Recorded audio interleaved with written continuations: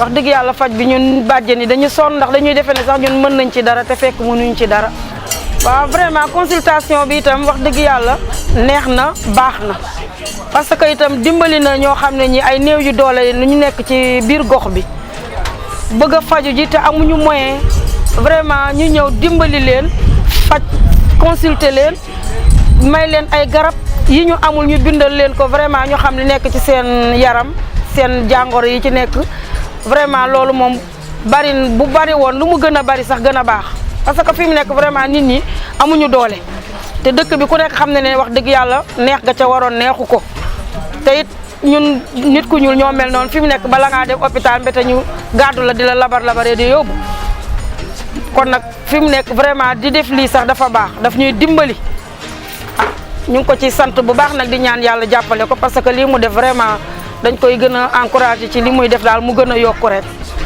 lu mu gën a yokk daal gën a baax milieu bu nekk daal bu fa mënee dem def fi lii daal vraiment dina dimbali doomu aadama yi torop. Nous sommes aujourd'hui le 1er avril et nous nous retrouvons pour la deuxième séance de la revue citoyenne. Nous sommes aujourd'hui à Pikine, à côté de notre permanence que nous avons établie à côté du marché syndicat, pour parler d'une thématique qui va être la thématique de la santé. Vous le savez, depuis quelque temps, le plan Sénégal émergent est en train de dérouler ce qu'il appelle la couverture maladie universelle et un certain nombre d'autres projets d'accompagnement. Mais nous constatons que malheureusement, les populations restent encore dans une situation de grande précarité sanitaire. Pour donner quelques exemples, le paludisme aujourd'hui, c'est une maladie qui est en train, c'est vrai, de diminuer, puisque le taux actuel est à peu près à 22%, qui a quand même beaucoup baissé par rapport à ce qui c'était les années précédentes. C'est dû à beaucoup d'efforts qui ont été faits, notamment pour ce qui concerne l'approvisionnement en moustiquaires imprégnés, mais également tout ce qui est traitement à proprement parler du paludisme. Nous savons que la tuberculose, elle aussi, est actuellement malheureusement en stagnation. Pourquoi? Parce qu'on se rend compte que dans les grandes villes, comme celle de Dakar par exemple, il y a une très forte promiscuité. Et lorsque je prends simplement le cas d'Herclé Castor, ma commune, il y a quand même un regain de tuberculose qui a été constaté. Pour ce qui concerne les maladies tropicales négligées, l'onchocercose, le ver de Guinée, le trachome, la bilharziose, c'est tout autant de maladies qui malheureusement là encore aussi stagnent. Pourquoi? Parce que là encore il y a des problèmes comportementaux qui font que malheureusement les gens alimentent ce genre de maladies sans prendre sur eux d'aller traiter ces maladies. On les appelle négligées parce que justement les gens n'ont pas toujours la force ni même les moyens d'aller malheureusement se soigner. On le sait, les médicaments coûtent cher, les gens souffrent de la pauvreté et malheureusement cette pauvreté alimente également un problème de déficit de santé. Pour ce qui concerne les maladies à potentiel endémique, épidémique, c'est le choléra, c'est d'autres maladies du même type. Là encore, on le sait, c'est essentiellement la pauvreté, les problèmes d'hygiène, d'assainissement qui font que malheureusement on n'arrive pas encore à endiguer complètement le problème. Enfin, il y a les maladies non transmissibles. Les maladies non transmissibles, dont certaines maladies qu'on appelle les maladies chroniques, dont les soins sont souvent très onéreux. À ces maladies, on peut indiquer les insuffisances rénales, les problèmes de diabète, d'hypertension. Autant de problèmes, quand on y ajoute le cancer, autant de problèmes de santé qui aujourd'hui appauvrissent davantage les populations et malheureusement l'État n'arrive pas à trouver la parade. On a une population, il ne faut pas oublier, qui est à 60% relativement pauvre, voire très pauvre. Les solutions qui ont été apportées les institutions, telles que la Banque mondiale, telles que le FNUAP, ce sont des solutions qui ont vécu. On le sait avec les objectifs du millénaire pour le développement, avec les nouveaux objectifs qu'ils appellent les ODD, objectifs de développement durable. on se rend compte que les stratégies restent les mêmes. On essaie de maîtriser la fécondité. Aujourd'hui, chaque femme au Sénégal a en moyenne 5 enfants. Mais quand on va dans les milieux les plus pauvres, on va jusqu'à 7 enfants par femme. Alors, l'objectif de ces institutions, c'est de nous amener à réduire ce taux de fécondité en ayant une politique de natalité qui soit beaucoup plus stricte, notamment avec ce qu'on appelle les plannings familiales. Alors, ces stratégies-là, couplées à un accompagnement pour ce qui concerne la prévention des risques, la prévention sanitaire, les traitements des maladies endémiques, des maladies diarrhéiques, bon, tout cela réussit plus ou moins à contenir les problèmes. Mais on le voit bien, aujourd'hui, on l'a vu encore lors de l'inauguration de notre siège, cette journée médicale a montré à quel point les populations souffrent justement de la cherté des médicaments. Alors, la solution, il faut la trouver différemment de celle qui a été donnée jusqu'à présent. L'État, après le plan national de développement sanitaire, le PNDS, a instauré un autre plan sanitaire qui, lui, est intégré au plan Sénégal émergent. C'est ce qu'ils appellent la CMU. L'idée étant de faire en sorte qu'on vulgarise au maximum la santé, qu'on la rende la plus large possible d'accès. Et pour ça, on s'appuie sur un certain nombre d'axes. Premièrement, on va dire qu'on veut faire en sorte d'optimiser l'offre sanitaire. Optimiser l'offre sanitaire, c'est améliorer les services de santé, faire en sorte qu'il y ait des équipements meilleurs, etc., etc. Le deuxième axe, c'est quoi? On cherche à faire en sorte de rendre, en tout cas de promouvoir ce qu'ils appellent la gratuité à tous, ou en tout cas au plus grand nombre, et en particulier aux plus indigents.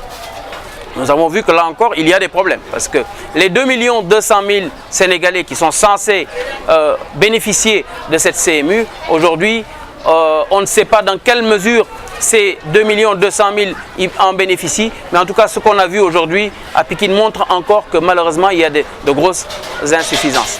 Le troisième axe, c'est de faire en sorte qu'on mette en place un système de mutualisation. C'est-à-dire qu'on va emmener les gens à aller vers des mutuelles. Malheureusement, il y a un rapport qui avait été fait il y a quelques années par le SNDES. Ce rapport disait ceci: il y a plus de 58% des mutuelles qui font des cotisations de l'ordre de 200 francs par personne et par an. Autant dire que ça n'est rien. Par conséquent, on n'est pas étonné de savoir que plus de 70% de ces mutuelles ne couvrent que la partie consultation et non pas la partie couverture en termes d'achat de médicaments. Cela signifie quoi? Cela signifie que malheureusement, les mutuelles, les 600 et quelques mutuelles dont le gouvernement se targue d'avoir créé, qui sont des mutuelles non pas dans une démarche volontaire comme ça devrait être le cas, mais là c'est une démarche forcée puisque c'est l'État qui les organise. Malheureusement, ce sont des mutuelles qui vont également être très rapidement limitées dans le temps, dans la mesure où il y a encore le problème de la couverture des médicaments qui va se poser. Il faut donc trouver une nouvelle façon de gérer la question sanitaire. La politique sanitaire du Sénégal doit être révisée et révisée en profondeur. Nous pensons que, il faut d'abord appuyer la prévention des risques. Aujourd'hui, on estime que l'information auprès du grand public, malheureusement, ne passe pas beaucoup. Notre ministère de la Santé a un volet prévention, mais malheureusement, ce volet prévention semble très ciblé sur probablement des programmes qui sont pilotés, financés par l'extérieur probablement. Comme par exemple pour ce qui concerne les grandes maladies, le VIH-Sida ou éventuellement le paludisme et des maladies de ce type. Il y a énormément d'autres maladies et notamment celles qui concernent les accidents vasculaires cérébraux, celles qui concernent le diabète, et vous savez que le diabète est une des maladies extrêmement vicieuses qui peut entraîner également d'autres maladies telles que les insuffisances rénales. Autant de maladies qui malheureusement handicape les personnes très lourdement et demande énormément de fonds pour se soigner. Alors, pour compenser toutes ces difficultés, il faut attaquer bien sûr le traitement de la politique sanitaire sur plusieurs fronts en même temps. Il y a le front sanitaire, mais il y a également le front économique. Parce que tout le monde sait que la pauvreté alimente la mauvaise santé et inversement, la mauvaise santé alimente la grande pauvreté. Alors, la solution que nous préconisons, une information, une éducation des populations, une éducation mieux ciblée, mieux organisée, avec notamment un enseignement à la culture d'une bonne alimentation. Tout le monde sait qu'aujourd'hui, au Sénégal, on s'alimente très mal, on s'alimente gras, on s'alimente avec beaucoup de sucre. Il y a également la responsabilité de l'État en ce qui concerne la protection des consommateurs. On le sait, il y a beaucoup de produits qui rentrent au Sénégal, des produits alimentaires qui malheureusement ne sont pas bien contrôlés. Récemment, si vous allez au Bénin, il y a un arrêté ministériel qui a été sorti pour interdire l'entrée au Bénin de produits donc de viande issus du Brésil. Ici, malheureusement, au Sénégal, nous n'en avons pas encore entendu parler. Cela montre qu'il y a quelque chose qui ne va pas. Il y a également des produits qui arrivent et qui, malheureusement, souvent ou parfois, sont intoxiqués. Et il se trouve que c'est souvent quand c'est des grandes quantités, avec un certain nombre de gros dégâts, que l'État consent enfin à réagir. Ça a été le cas il y a quelques années avec le riz, du riz frelaté et du lait frelaté également qui nous venait, semble-t-il, de Chine. Il faut donc une réglementation un peu plus stricte avec une organisation conjointe de la douane, de la direction du commerce intérieur pour faire en sorte que ces produits soient mieux contrôlés à l'entrée du pays. Il faut ensuite qu'en ce qui concerne le traitement des patients, nous puissions encourager, outre l'initiative de Bamako, qui est une initiative très intéressante avec des coûts intéressants en matière de médicaments, il faut, outre cette initiative, je disais, encourager la démarche de la médecine traditionnelle. Alors, la médecine traditionnelle aujourd'hui a un énorme avantage. Nous avons affaire à un savoir-faire qui est en train de résoudre pas mal de problèmes que parfois même la médecine conventionnelle n'arrive pas à résoudre. Moi-même, j'ai été victime de problèmes circulatoires qui ont été réglés par la médecine traditionnelle grâce au professeur Sambou. J'invite donc l'État à faire en sorte qu'il y ait une démarche beaucoup plus normalisée et inclusive qui permette aux tradipraticiens, comme on les appelle, à participer au réel effort de soins des populations. Quand vous allez au centre de Malango, le centre de Fatick, on vous dit qu'en moyenne, on reçoit près de 5000 patients par an. Ce centre existe depuis plus de 25 ans et il n'y a été noté dans ce centre aucune mortalité. C'est quand même très important à signaler. Depuis 25 ans que ce centre existe, aucune mortalité n'a été notée dans ce centre et pourtant, on y envoie assez régulièrement des personnes qui sont dans des situations assez graves, assez dramatiques.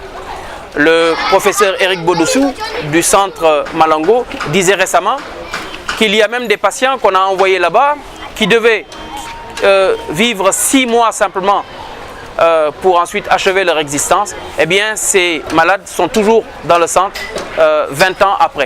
Donc c'est pour dire simplement qu'il y a donc véritablement des ressources à tirer de cette médecine traditionnelle. Ça fait partie du programme que nous avons de normaliser la médecine traditionnelle, mais également de pousser à ce qu'il y ait une, pas seulement pharmacopée, mais une pharmacie conventionnelle faite sur la base de l'expérience que nous avons de nos tradipraticiens. Nous avons beaucoup de plantes médicinales en Afrique qui aujourd'hui sont l'objet d'études de laboratoires américains ou européens et qui finissent par faire des produits fabriqués par des laboratoires pharmaceutiques occidentaux. Il est grand temps donc qu'au Sénégal, on ait le réflexe de nous aussi avoir nos propres laboratoires qui s'appuient sur les recherches de nos nombreux chercheurs, dont ceux du centre Malango. Voilà en gros ce que je voulais dire sur les questions sanitaires et dire également que nous pouvons utiliser ce secteur pour également créer de nombreux emplois. Vous le savez, l'Inde a créé près de 4 millions d'emplois rien que sur le secteur du tourisme sanitaire, du tourisme médical. Si on fait un ratio par rapport au nombre d'habitants, on peut dire donc qu'au Sénégal, si on s'y prend avec un peu plus de méthode, on peut créer, rien que dans le secteur de la santé, à peu près 40 000 emplois, ce qui n'est quand même pas négligeable, en plus du tourisme que nous pouvons créer en faisant rentrer des devises grâce à la promotion de médecine douce, de thalassothérapie et d'autres soins qu'on pourrait appeler des soins d'un nouveau type, d'un nouveau genre, ceux que notamment les élites occidentales recherchent de plus en plus. Voilà donc ce que je voulais vous dire aujourd'hui et terminer comme d'habitude en saluant certains de nos amis. La fois passée c'était nos amis tout couleur et cette fois-ci je voudrais saluer nos amis Socé en leur disant Animbara, Anisoroma, à la baraka.